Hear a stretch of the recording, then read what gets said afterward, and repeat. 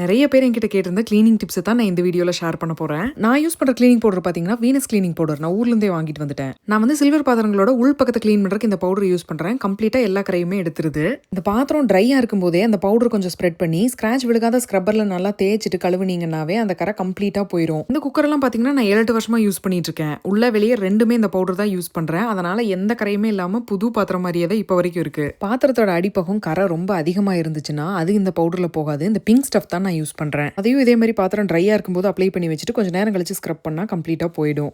இந்த விளக்குல இருக்கிற Greece போறக்கும் clean பண்றக்கும் நான் இந்த பவுடர் தான் யூஸ் பண்றேன். இந்த எண்ணெய் வளவளப்பு போறக்கு பாத்திரம் கழுவுற லிக்விட் இருக்குல்ல, அதுல ஃபர்ஸ்ட் கழுவிட்டு அதுக்கப்புறம் அந்த பொடி கடலை மாவு அந்த ரெண்டையும் போட்டு க்ளீன் பண்ணிட்டு பீதாம்பரி வீனஸ் கிளீனிங் பவுடர் புளி அதை லெமன் போட்டு ஸ்க்ரப் பண்ணி வச்சிடறேன். என்னோட விளக்கு வந்து ரொம்ப கிரீஸியா இருக்கிறதுனால நான் ஒரு 2-3 மணி நேரம் ஊற வச்சுட்டேன். உங்களுக்கு ஃப்ரெஷ்ஷாக தான் இருக்குது அப்படின்னா அப்பவே ஸ்க்ரப் பண்ணிட்டீங்கன்னா க்ளீன் ஆயிரும். உடன் ஷாப்பிங் போர்ட் ஸ்பேச்சுலாஸ் இது எல்லாத்துக்கும் சோப் லிக்விட் யூஸ் பண்ண வேண்டாம் அப்படிங்கிறதுனால நான் கடலை மாவு யூஸ் பண்றேன். Weekly once hot water wash பண்ணிக்குவேன்.